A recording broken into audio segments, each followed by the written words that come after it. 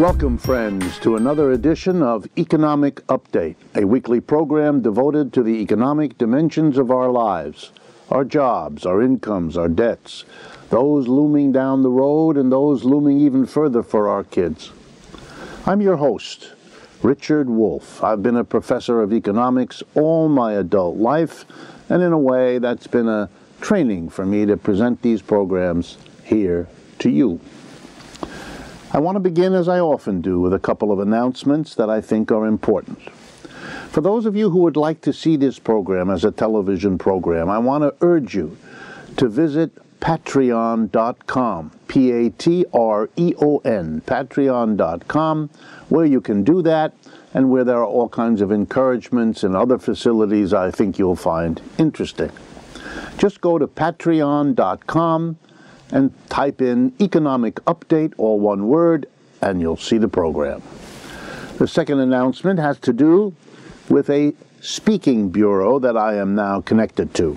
It's called Speak Out Now, that's all one word, speakoutnow.org, O-R-G. They handle my speaking engagements as I move around the United States and abroad and give talks where people of varying interests and backgrounds gather to meet me and I can meet them. It's something I enjoy doing. If you're at all interested in arranging such a thing, just contact them at info@speakoutnow.org. Finally, I want to recommend and invite you all to make use of the two websites that we maintain, rdwolf with 2fs.com and Democracy at Work, that's all one word, democracyatwork.info, I-N-F-O. Both of those websites are available to you 24/7, no charge whatsoever.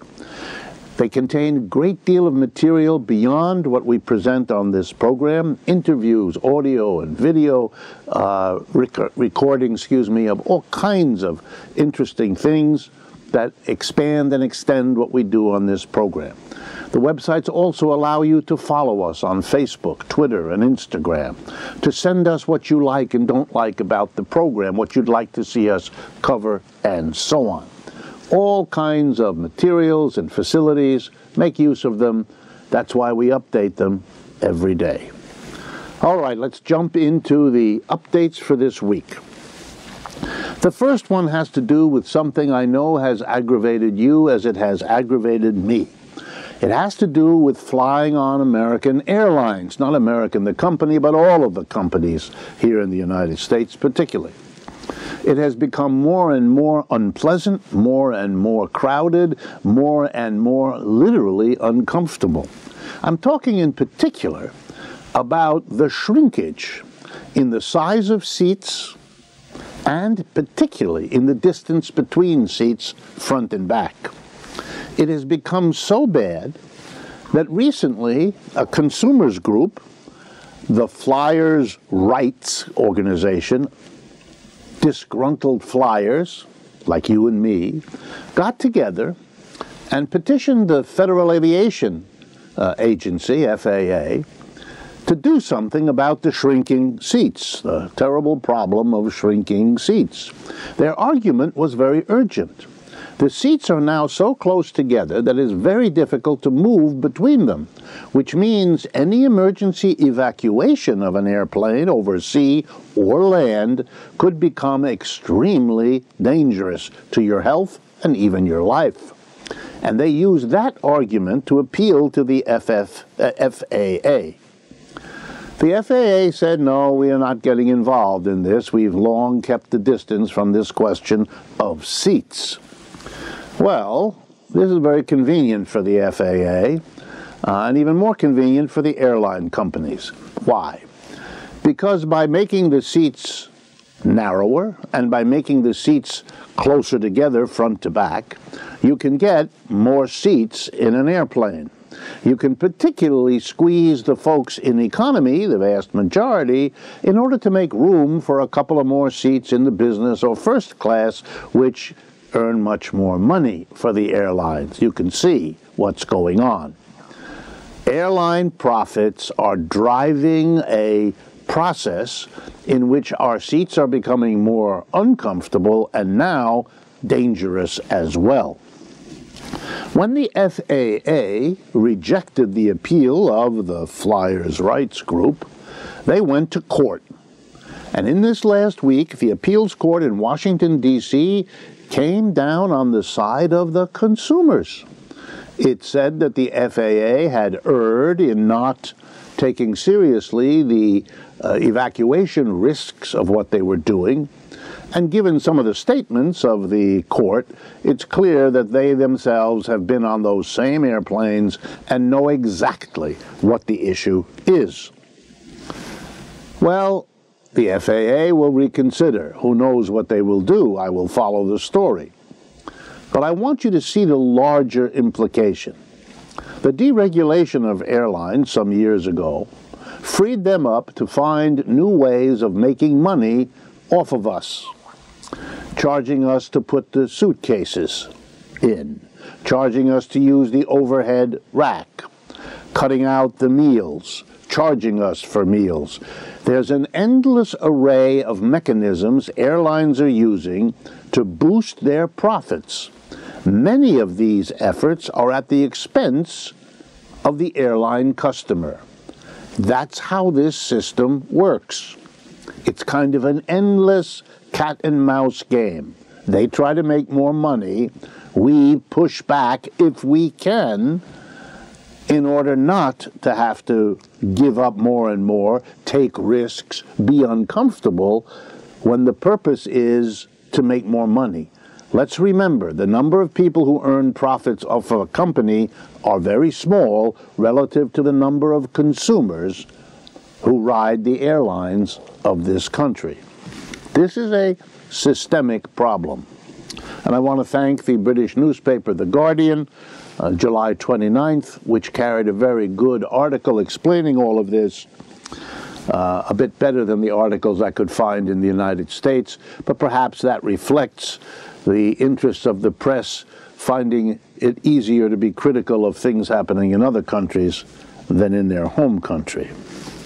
Speaking of the press, let's turn to the second economic update for today. This has to do with a remarkable event in Chicago. It turns out that there's a newspaper in Chicago, a smaller one, not the main paper, called the Chicago Sun-Times. And it made headlines this last week or two because it changed hands. It was bought.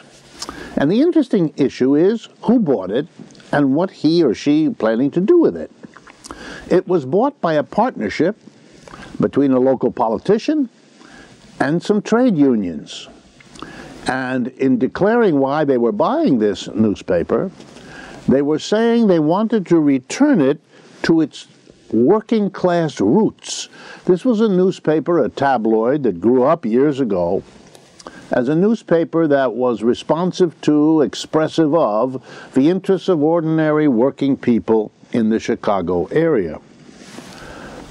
The feeling of the people who bought the newspaper was that no newspaper was reflecting working people's attitudes, feelings, thoughts, desires anymore.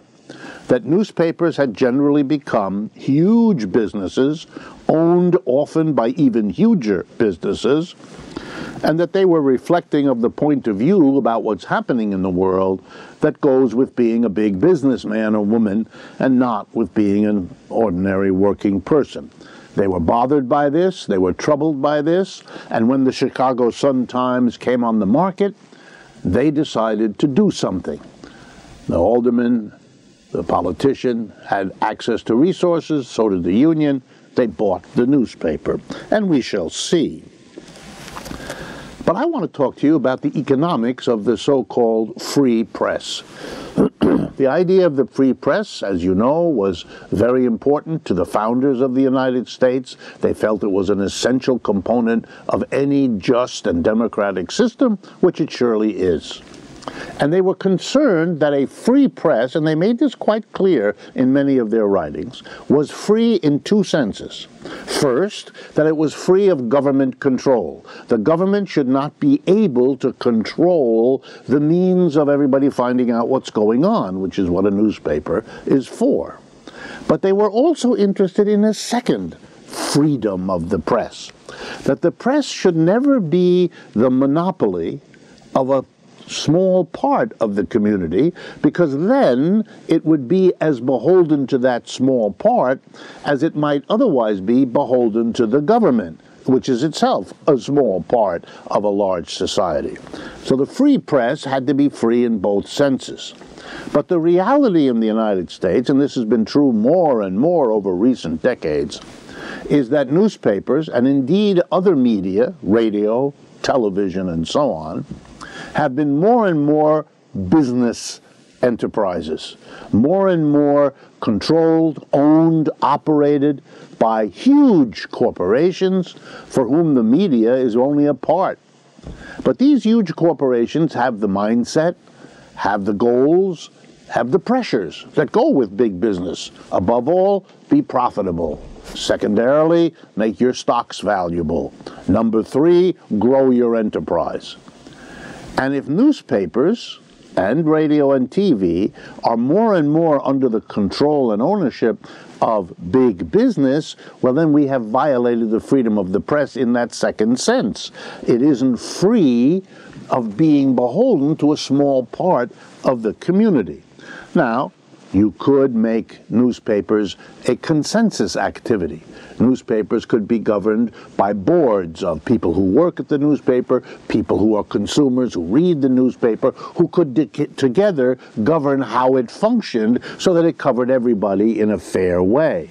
Or you could have different newspapers owned and operated by different segments of the community, so they're not all under the control of one segment. That would require big changes. In a way, the purchase by a politician and a trade union of the Chicago Sun-Times is a kind of de facto recognition that we don't have a free press, that if ordinary working people want something that reflects their interests, their perspective, opens its pages to their op-eds, their viewpoints, they're going to have to do it themselves and to push against the grain. It'll be difficult for the small Chicago Sun-Times to be a viable business enterprise because it's in competition to monsters with much more in the way of resources at their disposal. And it does force us, and that's the point I want to stress, to face up to the fact that we may have a press that's not under the control of the government, and that's a good thing. But we also have a press that is under the control of a tiny part of our society and our economy, the biggest, richest businesses. And that's not a press that's free in the sense that the people who started this country, and I think most of us listening and watching, would prefer it to be. That will be a story we continue to follow. The next economic update is a big one, and one that is catching a lot of attention in the United States and has been for a while. It has to do about jobs. The American capitalist economy has been hemorrhaging jobs for decades now.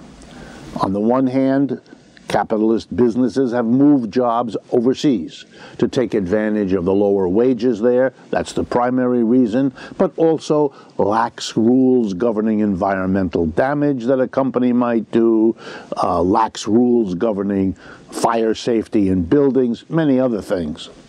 So it's more profitable to go where you don't have to pay high wages. It's more profitable to go where you don't have to protect your workers from fire and other dangers. And so capitalists go because that's what the system dictates to them. Go where the profits are highest.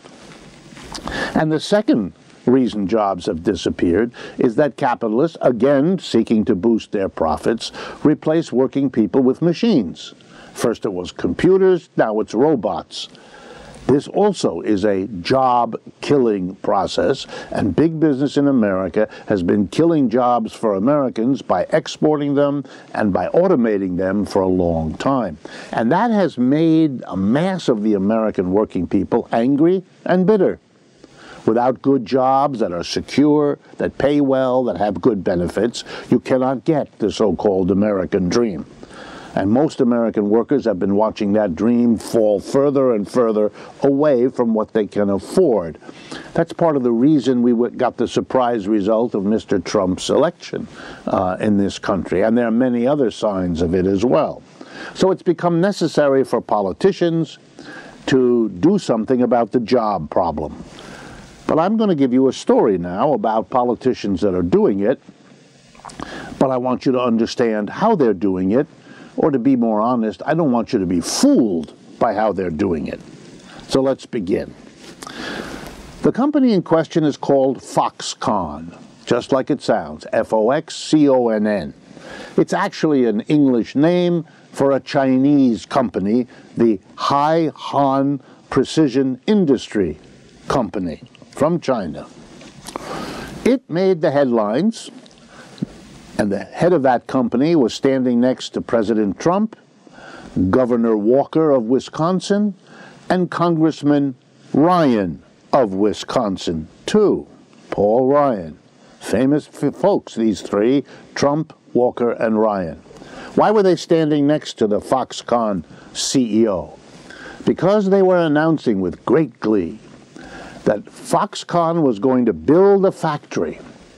It was going to build a factory that creates at least 3,000 jobs. Sounds wonderful. 3,000 jobs. And where? In Wisconsin. That's why the governor is there. He wants to be photographed standing next to 3,000 jobs coming in.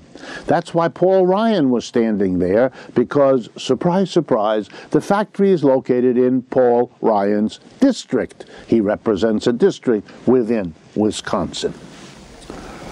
The company was talking $10 billion it was going to invest, 3,000 jobs. And the state of Wisconsin was going to do its part, said the governor.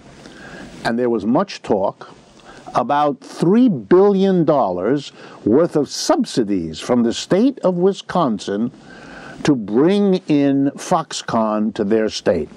And the press reports indicated that other states had competed bitterly and urgently to get Foxconn to locate it there rather than in Wisconsin. But Wisconsin won out. Maybe the company understands that friends like Paul Ryan in Congress and Walker, who ran for president, if you may recall, on the Republican side, were good friends to have. Well, I'm an economist, so I did a little number crunching. Let's see, I said to myself, if the state of Wisconsin is going to subsidize this whole business with $3 billion, and that was one of the numbers bandied about, and if we're talking 3,000 jobs, well, that works out to $1 million of subsidy for each job. That's right, the state of Wisconsin will give $1 million to Foxconn for each of the jobs that Foxconn creates. Well, as I said, I'm an economist. I deal with numbers. So here's what I did. I said, let's take the round number of $50,000 a year. An awful lot of people in Wisconsin and everywhere else would be eager to get a job that pays them $50,000 a year. Now, Wisconsin is ready to subsidize to the tune of $3 billion. So I asked myself, how many people could the state of Wisconsin hire for the same $3 billion if it just hired them at a flat rate of $50,000 a year? Hold on to your hats, fellas. Here's the result. 60,000. Wisconsin could hire 60,000 people, pay them $50,000 a year, and it works out to $3 billion.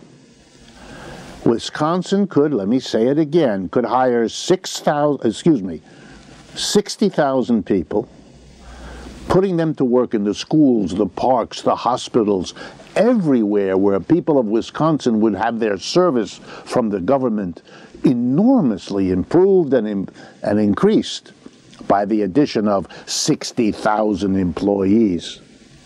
Or the state of Wisconsin could give $3 billion to the Foxconn corporations and see not 60,000, 3,000.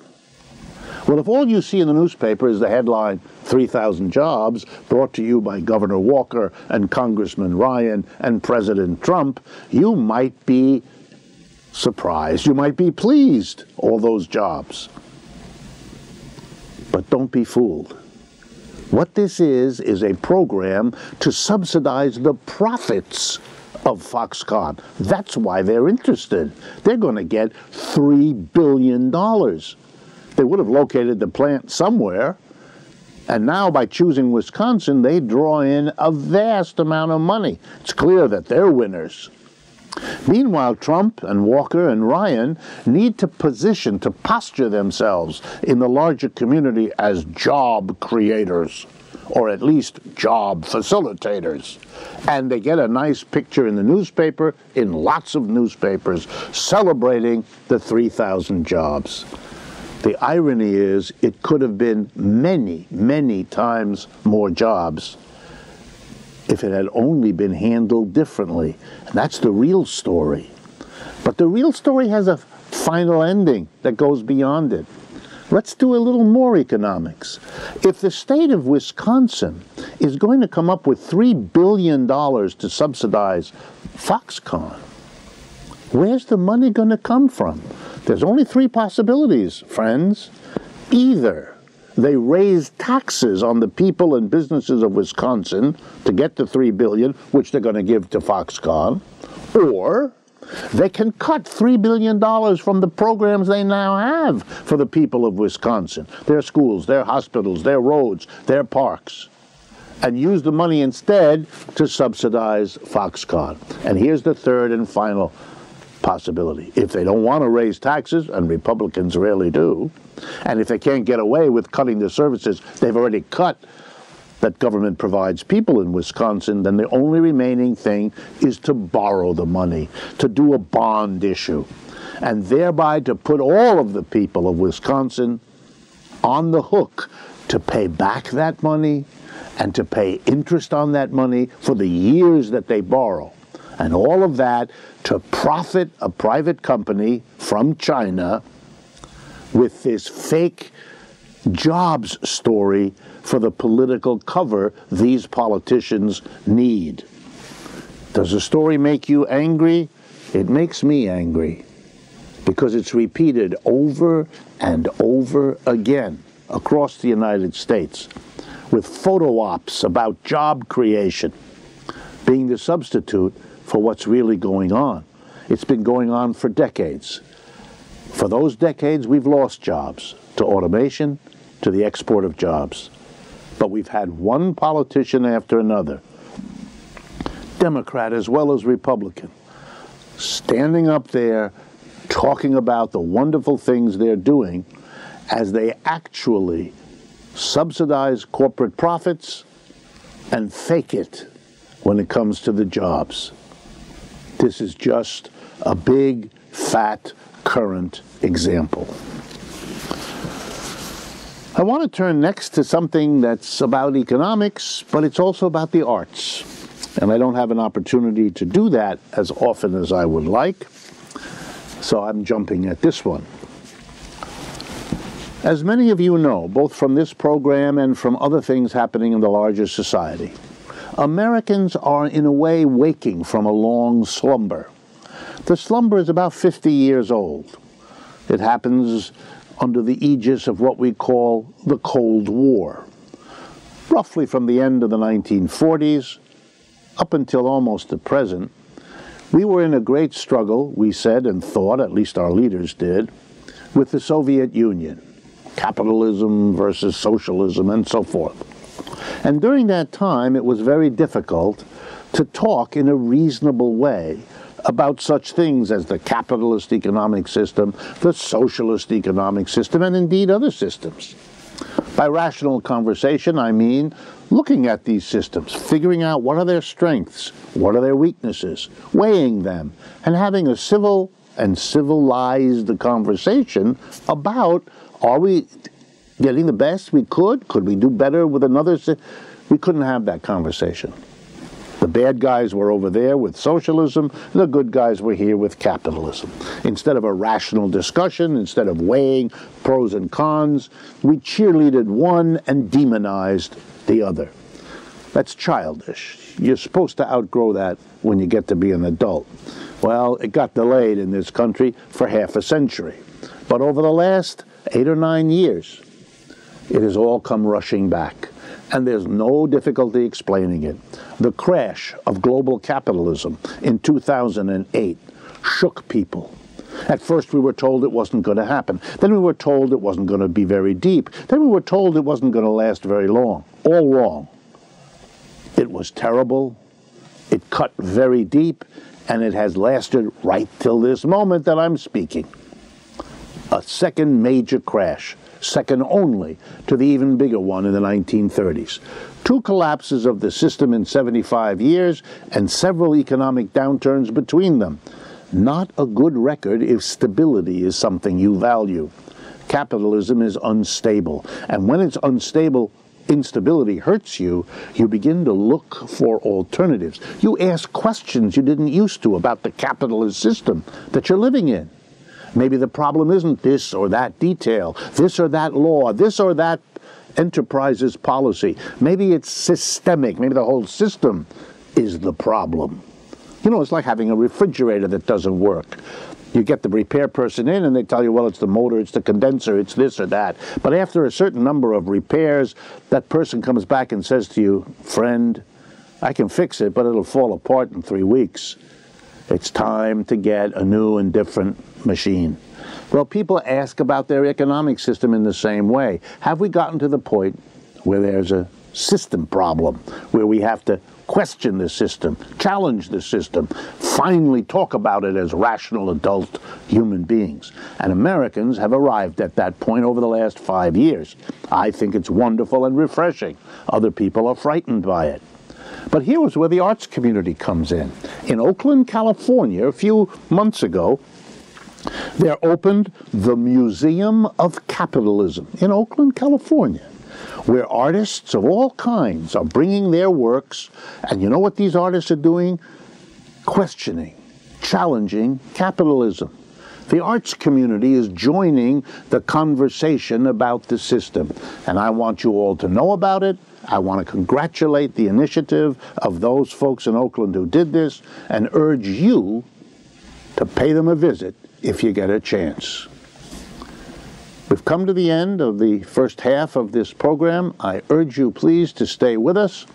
We will have an interesting interview, the kind we have at the beginning of every month, shortly. Stay with us. We will be right back.